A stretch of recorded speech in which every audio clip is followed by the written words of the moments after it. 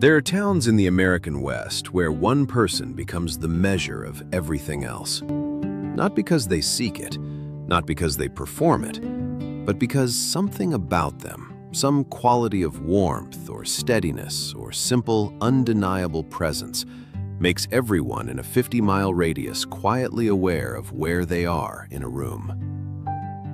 In Crestfall, Wyoming, in the summer of 1883, that person was Rose Callahan. She was 26 years old, the eldest daughter of the town's general store owner, with golden hair she kept pinned during the day and eyes that were either green or gray, depending on the light. She was warm without being soft, funny without being unkind, and capable in the particular way of frontier women who have never had the luxury of being otherwise. Every eligible man in Crestfall County had considered the question of Rose Callahan. Most of them had done more than consider. There had been formal courtships, flowers left at the counter, invitations to dances and Sunday suppers. A cattle rancher from Ridgeline had reportedly offered her father a sum that made Daniel Callahan set down his coffee very carefully before responding. Rose had declined all of them, politely, warmly, with the kind of genuine kindness that made the rejection worse because there was no coldness in it to be angry about. People had theories. She was too particular. She was waiting for someone from the city. She had taken some private vow. None of them were right. The answer was considerably simpler and considerably more inconvenient. And it had a name. The name was Will Hadley, and he was the only man in Crestfall who had never once thought to try. What no one knew, not even Will, was that time was beginning to run out. Will Hadley was 30 years old and ran the livery stable on the south end of Crestfall's main street. He was not the most prosperous man in town, not the most handsome, though he was not unhandsome. Dark hair, a jaw made with a carpenter's square, hands always slightly rough from the work, and a smile that arrived slowly and then stayed. Other men described him as solid, which is either a compliment or a polite way of saying unremarkable, depending on who's saying it. What Will Hadley was, without question, was good. Not in the performed way, in the quiet way. He remembered things people told him. He gave honest prices. When old Pete Marsh's barn burned 2 winters ago, Will showed up the next morning with lumber he couldn't really spare and never mentioned it. He and Rose had grown up 3 streets apart. They had the easy, unexamined familiarity of people who have always simply been part of each other's landscape. He looked at Rose Callahan the way you look at the mountains outside your window, aware that they're extraordinary, grateful they're there, and somehow never quite registering that you could walk toward them. He came into the general store on a Wednesday morning in June for nails and rope and found her reorganizing the dry goods shelf, standing on a step stool, reaching for the high shelves with total concentration. "Morning, Rose," he said, the way he'd said it 1,000 times. "Morning, Will," she said, the way she'd answered 1,000 times. He paid for his nails and rope. He left. Outside on the boardwalk, George Alcott, refused by Rose twice and philosophical about it by now, looked at Will and shook his head slowly. "You know," George said, "for a man who works with horses, you have a remarkable inability to see what's standing right in front of you." Will looked at him with genuine puzzlement. "What are you talking about?" George looked at the sky. "Nothing," he said. "Absolutely nothing." But he was thinking about something that Will didn't know yet. That Edward Marsh, the most prosperous rancher in the county, had been asking quiet questions about Rose Callahan for the past 2 weeks. Serious questions. The kind a man asks before he makes a formal offer. The Crestfall Midsummer Dance was held in the barn behind the feed store on the 3rd Friday of July. Rose did not particularly want to go, but her mother had spent 3 days on her dress, and her father had already told half the town she'd be there, so she went. in the pale cream dress with the lace collar, her hair properly done, with the composure of a woman who has learned to be graceful about things she didn't choose. The offers to dance came within minutes. She accepted some, because it would be unkind not to, and moved through the evening with the warm, genuine attention she gave everything. Edward Marsh arrived an hour in. He was 42, broad-shadowed, with the quiet authority of a man accustomed to being the most consequential person in any room he entered. He had built the largest cattle operation in the county from nothing, which commanded respect even from people who didn't particularly like him. He asked Rose to dance. She accepted, because refusing would have caused a scene, and Rose did not cause scenes. He was a good dancer. He was also, she noticed, watching her with the careful, evaluating attention of a man making a decision. Not unkind, just deliberate. The kind of man who, once he decided something, did not undecide it. Across the room, Will arrived late, still slightly dusty from the stable, and accepted a cup from the refreshment table, and leaned against the wall in the comfortable way of a man happy to watch the world. He saw Rose dancing with Marsh, thought vaguely that she looked like she was being patient. She caught his eye across the room, smiled, not the public smile she'd been wearing all evening, but the other one, quick and private, just for him, gone before anyone could catalog it. He smiled back. Then Tom Fletcher appeared at his elbow, wanting to discuss a horse trade, and Will turned his attention elsewhere with the oblivious ease of a man who has no idea what he just missed. Across the room, Rose watched him turn away. Then she looked back at Edward Marsh, who was watching her with that careful, deliberate attention. And she felt, for the first time, something she had not allowed herself to feel before. The first cold edge of the possibility that waiting might cost her more than she had planned. 3 days after the dance, Daniel Callahan sat on the porch while Rose hung laundry in the yard and said, "Edward Marsh came in yesterday." Rose kept hanging laundry. "He comes in most weeks." "Not to buy anything." Daniel paused. "He asked about you, how you were keeping, whether you had any particular attachments." Another pause. The kind of questions a man asks before he makes a formal offer. Rose's hands slowed on the sheet she was pinning. "He's a serious man," Daniel said carefully. "Good standing. The Marsh operation is the most stable in the county." He was quiet for a moment. "I told him you made your own decisions, which is true." He looked at his daughter. "I just thought you should know." Rose finished pinning the sheet. She picked up the next one. "Papa," she said, "do you know why I've said no to every man who's asked?" "I have a theory."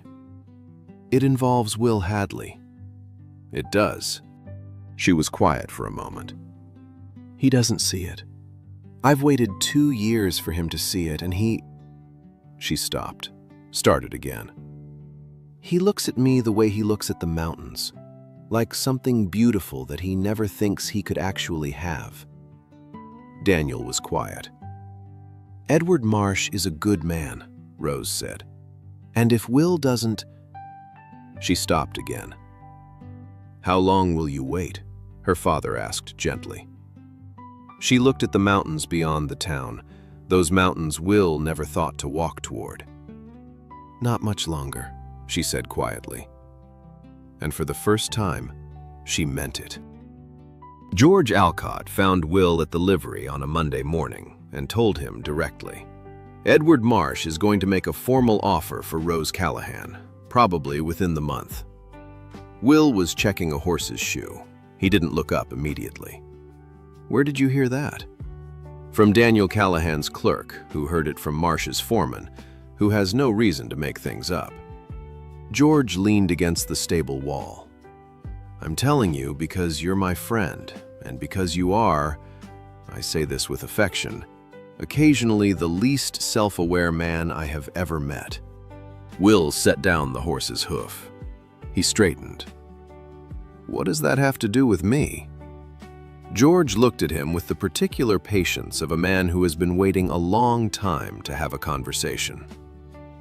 Will, he said, do you understand that Rose Callahan has declined every man who has asked her for 6 years, and that there is a reason for that, and that the reason is currently standing in a livery stable pretending not to understand what I'm talking about? The stable was quiet. A horse shifted in the next stall. Will looked at George for a long moment. She'd never, he started. She has been, George said simply, for years. And Edward Marsh doesn't know that. And if you wait much longer, she's going to have to make a different kind of decision. He pushed off from the wall. I've said what I came to say. He left. Will stood in the stable for a long time after, with the specific stillness of a man whose entire understanding of something has just rearranged itself. Edward Marsh. A month. The shoe he'd been holding was still in his hand. He set it down carefully, like a man who has suddenly remembered that some things, if you wait too long, stop being available. It happened 3 days later, on a Thursday afternoon in August. Rose was walking back up the main street when she passed the livery. Will was outside, working on harness leather, sleeves rolled up, hat pushed back. She stopped. Because she always stopped. Because any time with him was better than none. They talked. The heat, the Henderson horse, the late summer rains.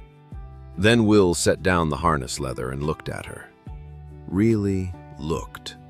The way he occasionally did when he forgot to be casual about it. And something moved across his face that she hadn't seen before. Not quite recognition. Something more urgent than that. He took a breath. Then, before whatever courage had arrived could leave again, he said, and he didn't make it a joke this time, didn't soften it into self-deprecation. Rose, I heard about Marsh. She went still. I have no right to say anything about it, he said. I know that. I've had no right for a long time because I never said what I should have said. He looked at his hands, then back at her. But I need to tell you something before you make any decisions. I should have told you a long time ago, and I didn't, because I convinced myself it was impossible, and I was wrong about that. The street was warm and dusty. Someone was hammering down the block. She waited. I love you, he said. I think I have for years without knowing it. And I know that might not change anything. But I couldn't let Marsh... He stopped. I couldn't let you think nobody saw you. Because I see you. I just was slow to know what I was looking at. Rose looked at him for a long moment. Then she took one step closer and said, low enough for only him, Will, I've been saving my heart for you, for years. I just needed you to show up. She held his gaze, long enough for the words to land, not long enough for her courage to fail. Then she said, quieter still, don't make me wait anymore.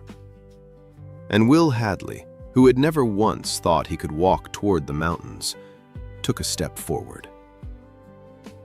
Before we go on, I want to know, what country are you listening from today? Drop it in the comments. It means the world to me to know where this story is reaching. Now let's go back, because Will Hadley still has some things to do. He went to the store the next morning. Good shirt, combed hair, the particular expression of a man who has made a decision and is done deliberating. Daniel was behind the counter. He looked at Will, the shirt, the hair, the expression, and said nothing. Simply called toward the back, Rose, Will Hadley's here. Footsteps. Then she came through the door and stopped, and the look she gave him was clear and direct and without any of the careful patience she'd been carrying for years. Just, "You're here." "I'd like to come calling on you properly," Will said, "starting today. And I'd like your father's permission." Daniel, behind the counter, found something extremely interesting to examine on the shelf behind him. "You have it," he said, to the shelf. Rose looked at Will. Something in her had settled. The long-held breath finally released. "You know," she said, "most men who come calling bring flowers." He looked at his empty hands. "I'll bring them tomorrow." "Is there going to be a tomorrow?" "Every day," he said, "for as long as you'll have me." She looked at him for one moment more. Then she smiled. The real one, his one, the one he understood now had always been waiting for him to recognize it. "Then you'd better not be late," she said. What followed was the most discussed courtship in Crest Falls' recent history. He brought wildflowers the next day, not bought, just noticed and picked, and she put them in a jar on the store counter without explaining them to anyone, which caused considerable speculation. He came to Tuesday's supper at the Callahans. Ruth had set the best table since Christmas. Daniel was warm. Rose sat across from Will, and they talked the way they always had, easily, with the dry humor that had always been between them. Except now, neither of them was pretending it was merely neighborly. On a Sunday in September, they rode to the ridge above the valley, where you could see the whole county spread below, mountains behind, golden grass ahead. They sat in the late afternoon light and talked about real things. "Why me?" he asked, genuinely. "There were better prospects." "Because you never performed anything," she said. "Every other man who came was showing me something, his land, his money, his standing. You just showed up, the same every time." She looked at the valley. "I always knew exactly who you were. That's rarer than people think." He was quiet. Then he said, "Marsh is a good man." "He is." "You could have..." "Will." She turned to look at him directly. "I waited for you, not because I had no other choice, because you were the choice." A pause. "Don't make me explain that twice." He looked at her, at this woman who had held something quietly for years and offered it to him without conditions, and felt the specific gratitude of a man who understands, fully, what almost didn't happen. The valley was gold below them. The mountains were doing what they always did. And something that had been patient for a very long time sat down beside him on that ridge and stopped waiting. October in Wyoming arrives without negotiation. The cold comes fast, the light sharpens, and the mountains show their first snow on the high peaks, while the valley grass goes from gold to brown. He asked her on an October evening, outside the general store after the harvest social. He had his grandmother's ring in his breast pocket, a simple gold band he'd cleaned carefully and carried for 2 weeks, waiting for a moment that felt honest rather than staged. He stopped at the store steps and turned to her. "Rose," he said, "I need to say something plainly, because I've been unclear for long enough, and you deserve better than unclear." She looked at him, those eyes, green tonight in the cold October light. "I love you," he said. "I think I have for years, which I know is not a point in my favor. But I know it now, clearly, the way I know the things I'm most certain of. And I would like very much for you to be my wife." A pause. "If you're willing to take on a man who was slow and is trying to make up for lost time." Rose looked at him. "Will Hadley," she said, "you are the least romantic man in Wyoming." "I know." That proposal was approximately half as poetic as the occasion called for. "I know that too." A pause. The cold wind moved through the empty street. Then, "Yes," she said. Simply, finally, after years of patience, the word that had always been waiting. Yes. He put the ring on her finger on the store steps in the October air, and she looked at it the way you look at something you recognize. Not new, but finally, completely yours. They were married in November, before the first hard snow. The church was full. Half of Crestfall felt, with some justification, that they had personally invested in this outcome and had earned their place at the celebration. George Alcott, in the third pew, was observed to be unusually moved for a man who claimed no feelings about romantic matters. Rose wore her mother's wedding dress, taken in at the waist. She walked toward Will with the unhurried certainty of a woman arriving somewhere she had always been headed. Will stood at the front of the church and watched her come, and felt, with sudden complete clarity, how close he had come to missing this. How a man could stand next to something extraordinary for years and fail to see it.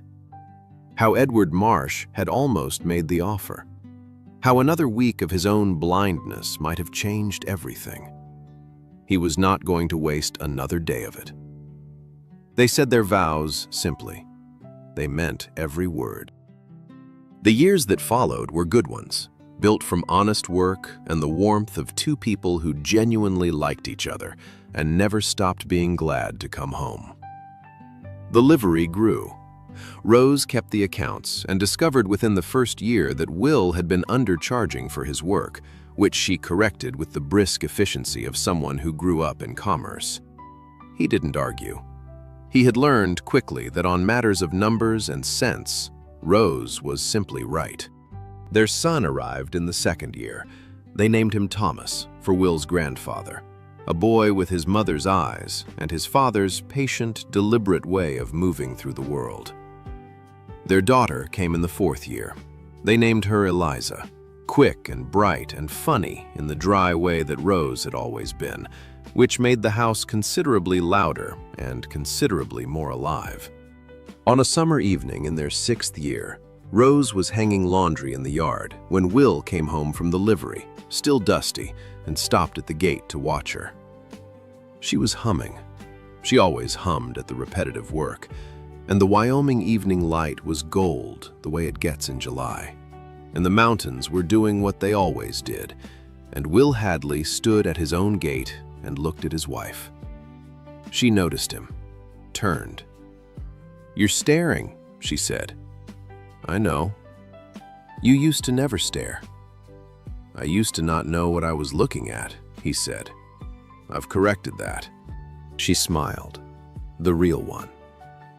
His. He came through the gate and crossed the yard and took the laundry basket from her hands and set it down and held her in the gold evening light. She rested her head against his chest. The children's voices came from inside the house, Thomas and Eliza arguing about something with the passionate conviction of children who have inherited stubbornness from both sides.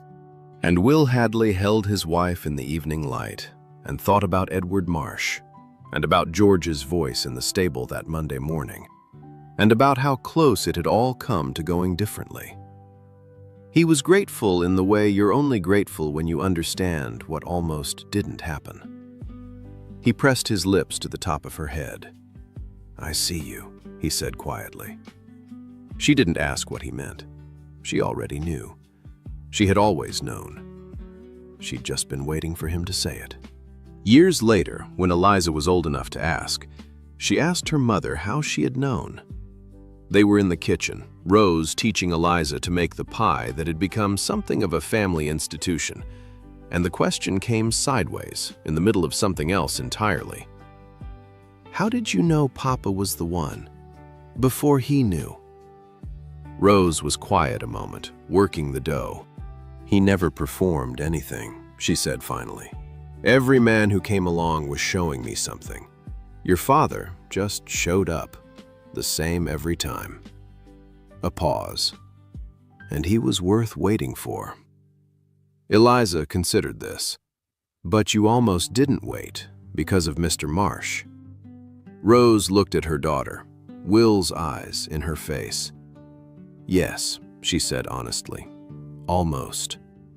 She handed Eliza the rolling pin. That's the part I want you to remember, not the happy ending, the almost. She looked at her. Know what you want. Don't perform for anyone.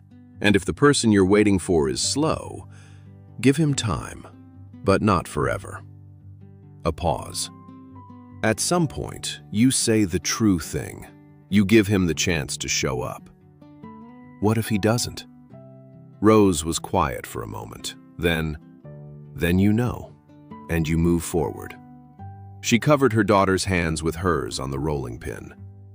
But Eliza, in my experience, when you say the true thing to the right person, she smiled. They show up.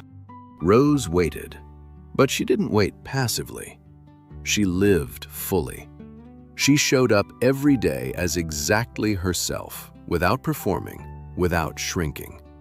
And when the moment came, when she understood that time was no longer on her side, she said the true thing on a dusty street and walked away without waiting for his reaction. That is not a small act. That took more courage than anything Will did. And Will isn't a villain. He's something more recognizable. A man so convinced that something wonderful was beyond his reach that he never reached. Until the morning George Alcott told him about Edward Marsh. Until the moment the clock that had been running quietly became suddenly, undeniably audible. Sometimes we need that. Sometimes the thing that makes us finally move is not the presence of love. We already had that. But the understanding that love, like everything worth having, is not guaranteed to wait forever. They chose each other, deliberately, at the last possible moment, but still in time. That's the part worth holding on to. Thank you for listening today. Wherever you are, I'm grateful you were here. Until next time, keep writing.